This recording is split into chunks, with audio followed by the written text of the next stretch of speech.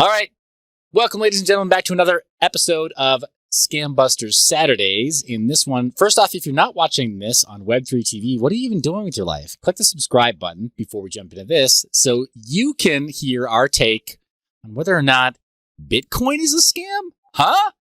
Well, within the cryptosphere, nothing is as heavily lauded as the original king daddy of cryptocurrencies, BTC. But just a few publicly condemn it. There are a few people that consistently condemn it. And, well, we decided, if some people have heavy criticisms of Bitcoin, maybe we should put it through the same lens and filter to evaluate, is it a scam? Well, it certainly should be held up to the same standards that we hold other projects to. But I'm curious, Nicole, why is there controversy around Bitcoin?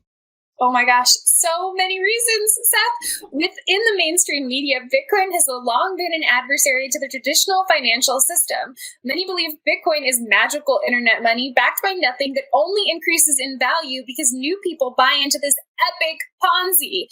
Many criticize the currency, saying that it's for drug dealers, traffickers, tax evaders, and those who seek to operate outside of the existing system. Within the cryptosphere, we say, yeah.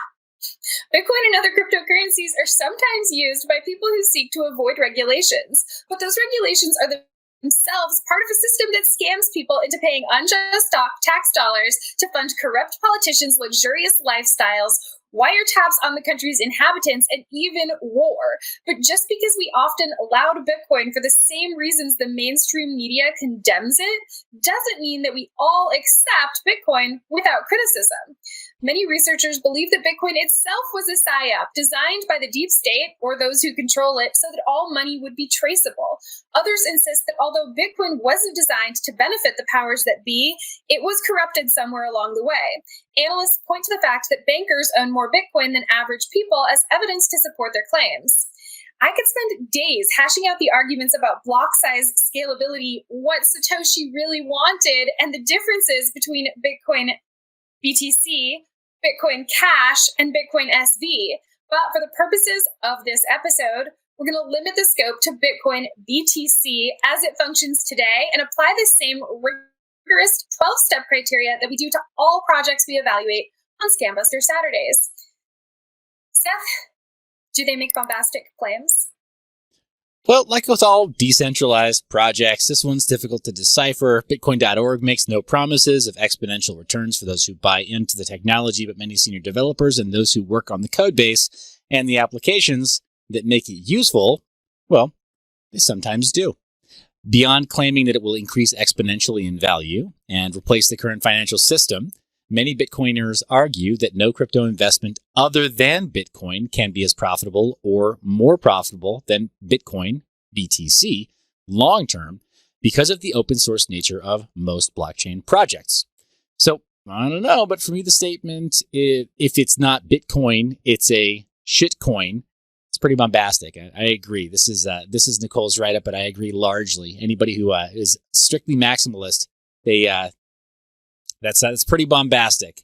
And that doesn't necessarily describe every single developer that works in the space, but there's a strong current of maximalism within the Bitcoin community. Pretty much proving there's at least one blockchain that is, wait a second, let's see. I lost my place.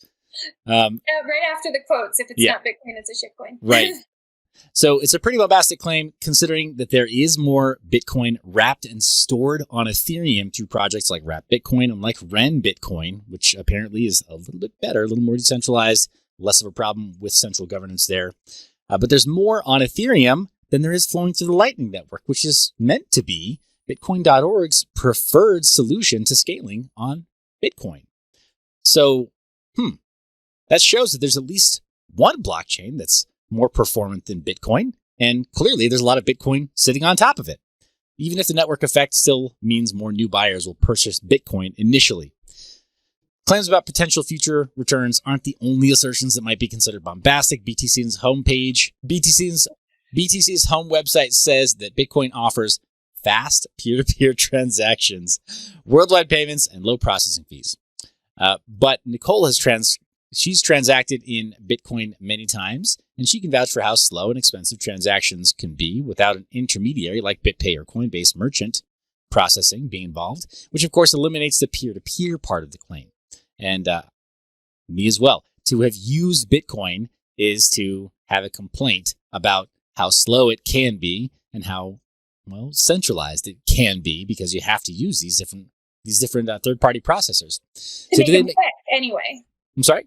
To make your transaction quick, you have to use a third-party processor. But you and I could transact in Bitcoin. It would just be kind of slow, right? Yeah, absolutely. So do they make bombastic claims or not?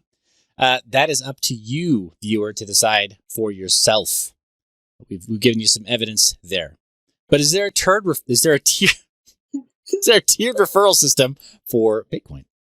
There is no tiered referral system that incentivizes holders to bring on new users by rewarding them with additional coins. No. I'm going to push. No.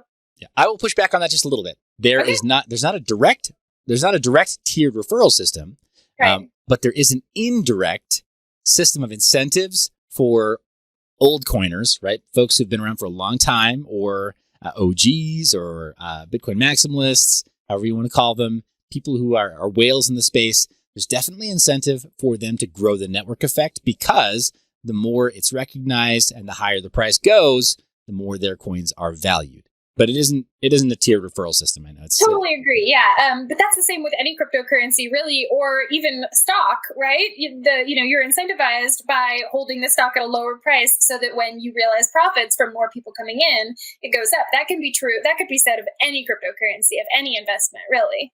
Absolutely could be. Absolutely could be. It's just there seems to be that incentive there when people say it's only Bitcoin. It's only Bitcoin. It's only Bitcoin. They're trying to push a Bitcoin dominance within the market, which may or may not be healthy, may or may not be useful. It's not MLM, but but I don't know that it necessarily achieves the goal of seeing the price go up any more effectively than just letting the market speak for itself.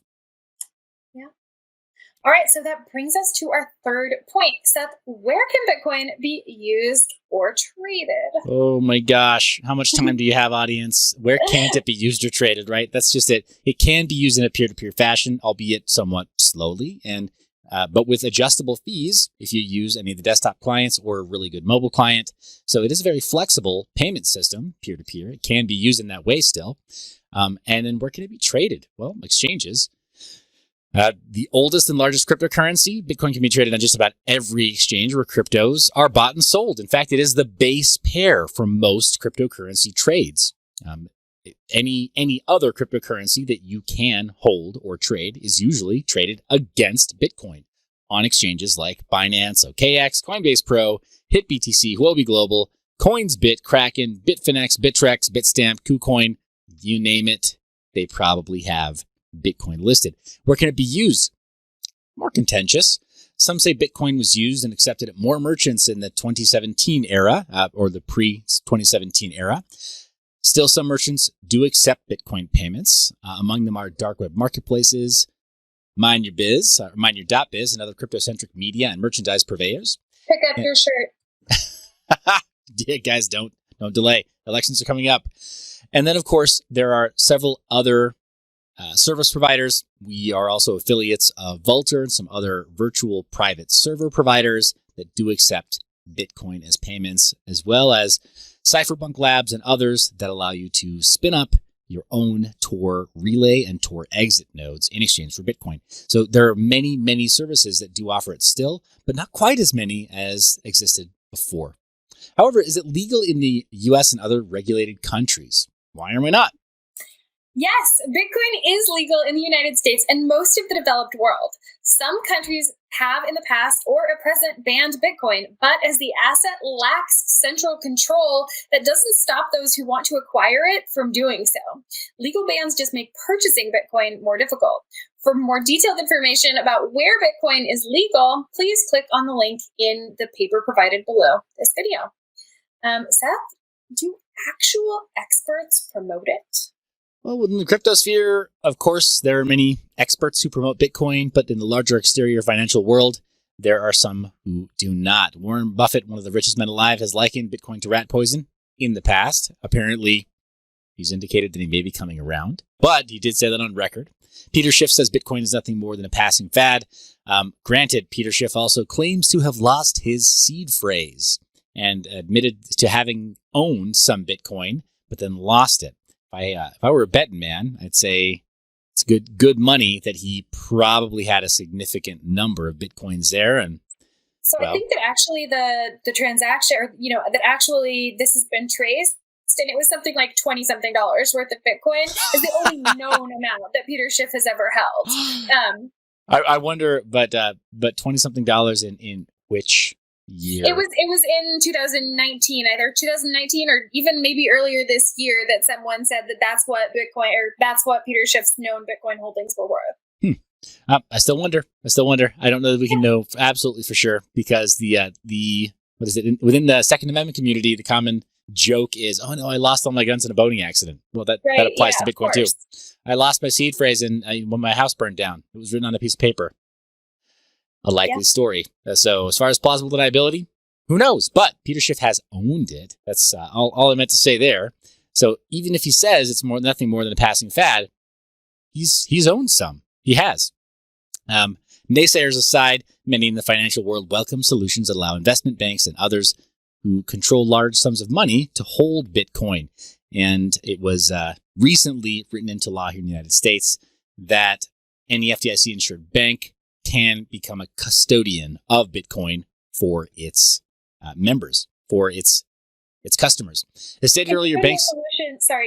Custodial solutions for people who invest other people's money, or, for companies that hold other people's assets. That was a really big hurdle for, the cryptocurrency community to get over. Yeah, absolutely. And as stated earlier, banks own more Bitcoin than the average people. Economists, regulators, and other financial experts remain torn about whether Bitcoin is a speculative bubble or not. But with the current financial system crumbling, more and more are recognizing the benefits of hard money with a finite cap. But who are they really marketing to? Bitcoin.org and the Bitcoin community. Noobs or savvy buyers? So this is tricky, because I would say they market to both. It's true that Bitcoin increases in value as more people buy it and hold the asset. So it would need both individual investors, people like you and me, and large institutions to purchase the cryptocurrency in order for it to increase in market cap. I think, though, notable is the fact that the most recent ad for Bitcoin ran, was it in Forbes or The Economist? I can't remember exactly. Both of which are places where you would think that the average investor is a little bit savvy, or at least trying to get too savvy. Right?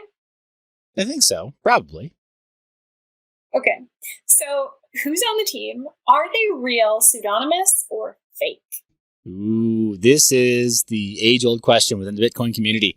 Satoshi Nakamoto, Bitcoin's pseudonymous founder, was pseudonymous. Or fake. It could be possible that that's not a single person, that it is a larger group. But Satoshi has been gone since 2010, when WikiLeaks founder Julian Assange used Bitcoin to fund donations, and core developer Gavin Andreessen, who is real, or rather is doxed, said he was going to present about Bitcoin at the CIA. Some possible candidates: Adam Back. He's named in the white paper, and he's real. Hal Finney. He received the first Bitcoin transaction ever, and is real, has since passed on. Nick Szabo. He's cryogenically frozen, so that's a common misconception. He's not dead. He's cryogenically frozen. He's in cryogenic suspension, but his heart has stopped. He is clinically dead. Nick Szabo, real and alive. Heart is ticking. And then Ray Dillinger, a.k.a. Bear, who is real. And then a list of current Bitcoin core developers isn't readily available, but many on the team are known and are real people. Rather, they're not even pseudonymous. They are doxed, and they're known entities in the space.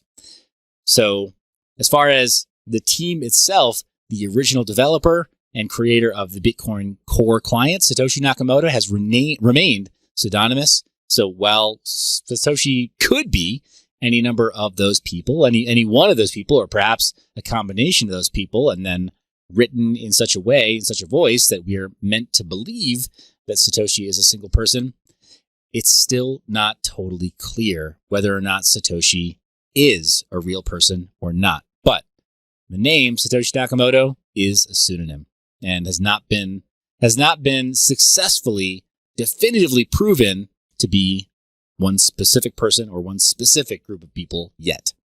But have the founders made any claims that have since been proven false? Okay, so for a full recording of every known communication from or with Satoshi, please click the link in the description below.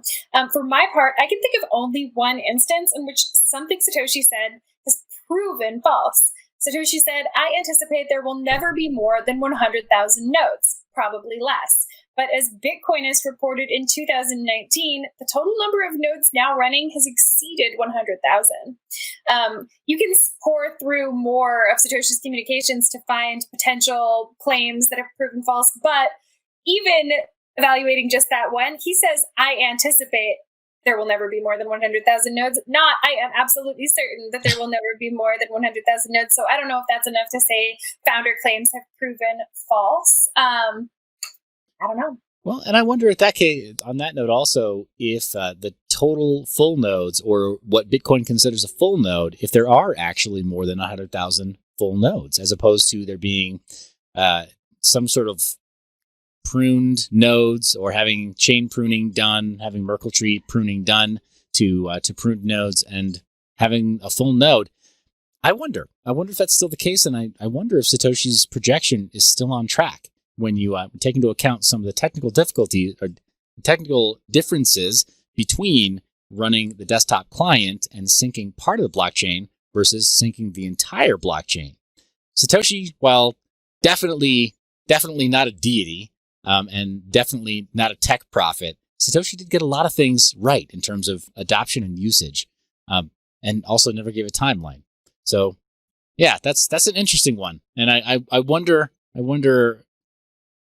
what else Satoshi's gotten totally wrong, because I just don't think there's that much. But there is one, and I can't find the exact quote, just quickly, but there is one case where it's like Satoshi. We don't know for sure yet if something that he said yet was wrong, but I think he said that either in 20 years, either Bitcoin will have completely replaced the financial system, or it will have gone to zero. So that's one that's kind of up in the air. Yeah, no, fair point. That's also, I think he was hedging there quite a bit, right? Satoshi was hedging, right? It's like, well, more than zero or zero. Yeah. Yeah. That's pretty interesting. Yeah. Okay, so Seth, do they have a functioning blockchain, coin, or token? Oh my goodness, yes. Bitcoin is a functioning cryptocurrency, and the Bitcoin blockchain has proven its strength and difficulty to hack based on the SHA-256 hashing algorithm. It is the most robust blockchain in the world. Very difficult to get together enough compute power to hack it. However, not impossible. It's just shown that it's the strongest today. Is it possible for a nation state to muster enough financial resource or enough compute power to attack the Bitcoin network? Absolutely. It is possible. However, it would take a lot of doing, and you'd have to have some very strange priorities in terms of defense spending or in terms of federal spending to be able to justify the cost to buy all the compute power necessary to attack the Bitcoin blockchain from a hash rate perspective. However, we've seen stranger things in the geopolitical landscape. We've seen much stranger things in terms of modern day empire building and modern day foreign intervention from countries like the United States. So never say never, but it hasn't been hacked that we know of recently by any nation state or large actor. But it's very robust, very healthy, and Bitcoin, while it works slowly, like we mentioned before, it does work. All right, so our next steps are to check the GitHub repository for relevant information and look up the smart contract. Obviously, we can't look up the smart contract because this isn't a token. What do you think about checking the GitHub repository? I know that we've talked before about that, and I think it's possible, but not something that, I don't know. No, it totally is. It totally is. And it's entirely possible to check out the work of the Bitcoin core team and It's possible for you to, even just with a spelling correction, if you wanted to submit a spelling correction or wanted to submit new artwork which is unlikely to be accepted, but if you wanted to submit new artwork or any new asset that goes into the Bitcoin Core client, you're welcome to go to GitHub. And what's difficult to find actually is from bitcoin.org, find a direct link to their GitHub. It's not readily available to see on the upper navigation or the bottom navigation initially. So there we go. Developer.bitcoin.org apparently is a faster way to go. And then we can go directly to github.org or .com and then look for the Bitcoin client or Bitcoin Core client by searching for Bitcoin. And it'll look for Oof. It'd be better if I actually searched in the search field. Bitcoin. All right. And we go to github.com/Bitcoin/Bitcoin. You can see the Bitcoin client, the Bitcoin Core code right there. All of it's available. And it says the Bitcoin Core integration and staging tree. So you can submit a pull request there. Even as a non-technical person, you can sign up at github.com and you can submit your code or even just, again, a spelling change within the documentation to be considered by the core developers and then rolled in to Bitcoin. And that's free and open source. Anybody can do it. Yeah. All right. So before we go into, listening to our final point, it makes sense to shill our t-shirts a little bit. Hey, I'm wearing a Satoshi shirt. Vote for Satoshi 2020 that I designed, and that you can pick one up at mineyour.biz. It's the only Satoshi Vote for Satoshi 2020 shirt that you can buy in Bitcoin. Literally. Mm-hmm. All right. So, really, we have so many shirts that are Satoshi 2020 and other, Bitcoin Bitcoin affiliated shirts. Pretty much is proving that the market effect is really, really true, because even though you and I aren't Bitcoin maximalists, right, we still have all of these Bitcoin shirts, mostly because often the term Bitcoin is used to refer to cryptocurrency at large. And that really, really, really does prove that the network effect is real.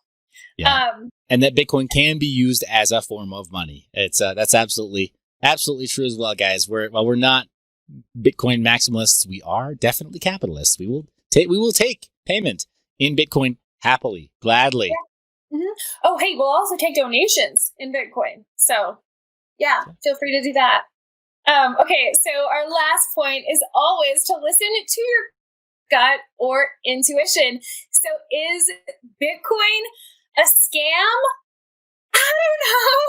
I'm not a financial advisor, and nothing that's said on this show should ever be interpreted as financial advice. Do your own research, because at the end of the day, the only person who can prevent you from being scammed is you.